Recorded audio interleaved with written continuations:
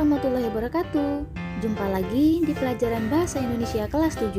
Kali ini kita akan mempelajari materi mengenai menelaah struktur dan kebahasaan pada puisi rakyat. Sebelum menelaah struktur dan kebahasaan pada puisi rakyat, ada beberapa aspek yang perlu diperhatikan. Di antaranya yang pertama, berdasarkan jenis kalimat, yang kedua, berdasarkan kata penghubung, dan yang ketiga, berdasarkan kalimat tunggal dan kalimat majemuk. Sebagai bekal kita untuk menelaah, mari kita simak penjelasan berikut ini. Berdasarkan jenis kalimat, ada kalimat perintah, adalah kalimat yang berisi atau bermaksud memberi perintah atau suruhan. Contoh, buanglah sampah pada tempatnya. Selanjutnya, kalimat saran adalah kalimat yang berisi tentang saran kepada orang lain untuk kebaikan orang lain. Contoh kata seperti sebaiknya, seyogyanya. Contoh, sebaiknya kau pikir dahulu demi keputusan yang tepat.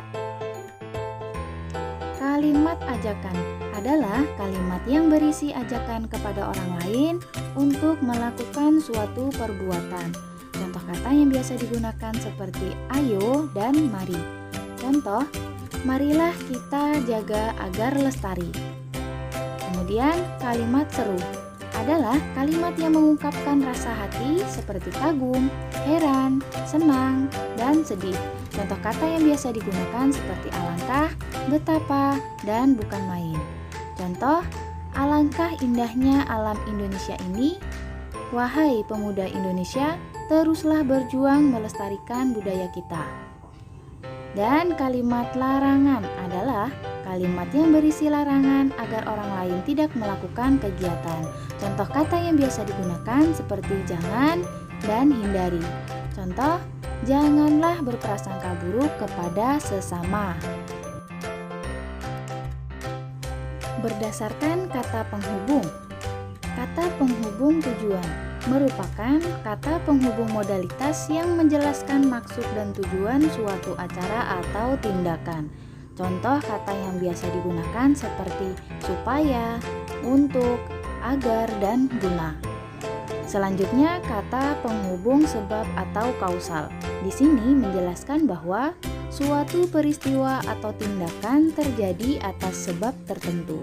Contoh kata yang biasa digunakan seperti sebab itu, karena, dan oleh karena itu. Kemudian, kata penghubung akibat, yaitu konjungsi yang menggambarkan suatu peristiwa atau tindakan terjadi atas sebab peristiwa lain. Konjungsi yang dipakai adalah sehingga, sampai, dan akibatnya. Dan kata penghubung syarat, yaitu konjungsi syarat yang menjelaskan suatu hal bias terpenuhi apabila syarat yang ada dipenuhi atau dijalankan. Contoh kata yang digunakan adalah jika, jikalau, apabila, asalkan, kalau, dan bila mana. Nah, itu adalah aspek-aspek berdasarkan kata penghubung. Menelaah struktur dan kebahasaan pantun. Coba perhatikan pantun berikut ini. Buanglah sampah pada tempatnya, jangan membuang di tengah jalan. Kalau kita tidak mau bertanya, tidak bisa mencapai semua harapan. Untuk menelaah struktur pantun, kalian harus ingat ciri-ciri dari pantun ya. Nah, sekarang kita coba telaah struktur pantunnya. Berdasarkan ciri pantun, satu bait terdiri atas 4 baris. Sudah jelas dari pantun tersebut?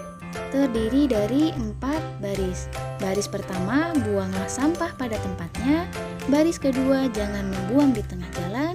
Baris ketiga, kalau kita tidak mau bertanya. Baris keempat, tidak bisa mencapai semua harapan.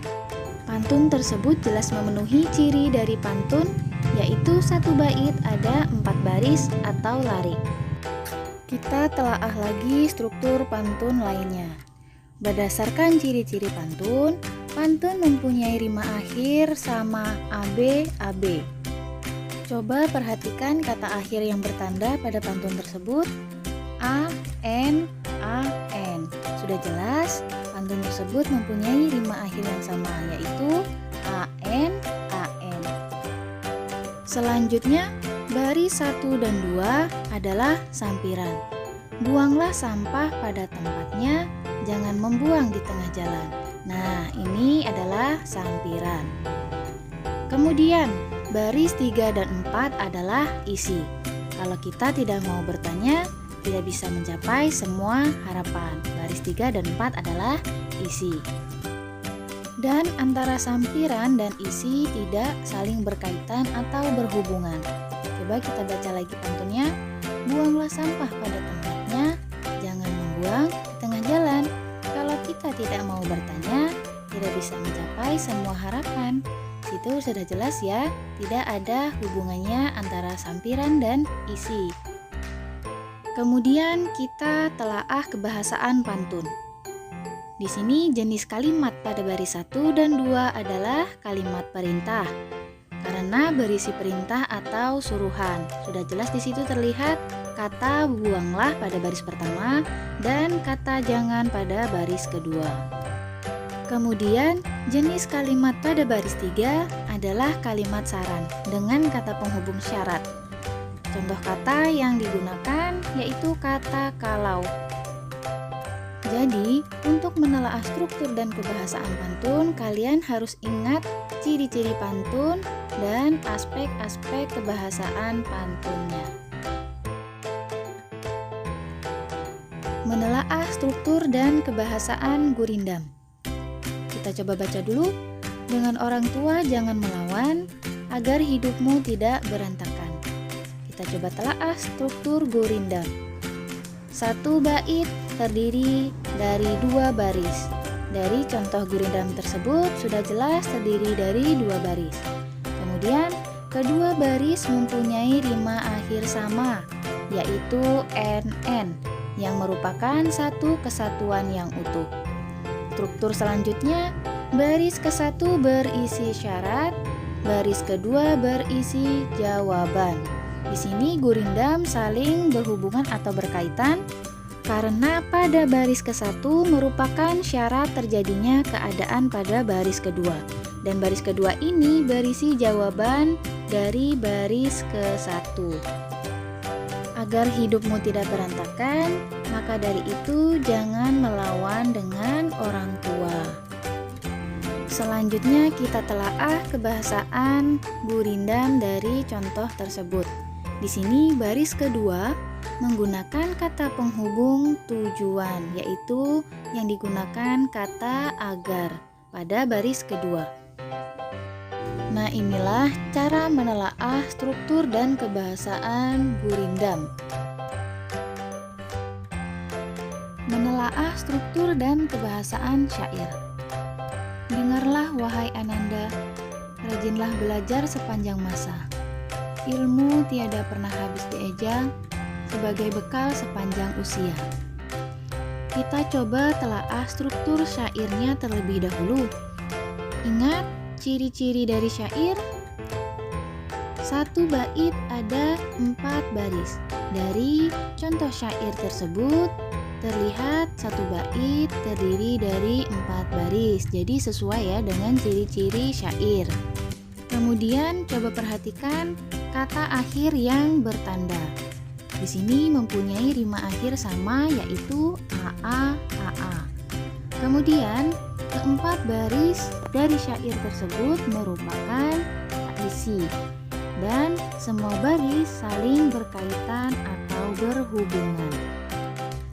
Kemudian kita telaah kebahasaan syairnya. Kebahasaan syair tersebut merupakan kalimat perintah karena berisi perintah atau suruhan, terletak pada baris 1 dan 2, dan pada baris ketiga dan 4 merupakan hasil perintah dari baris ke-1 dan 2.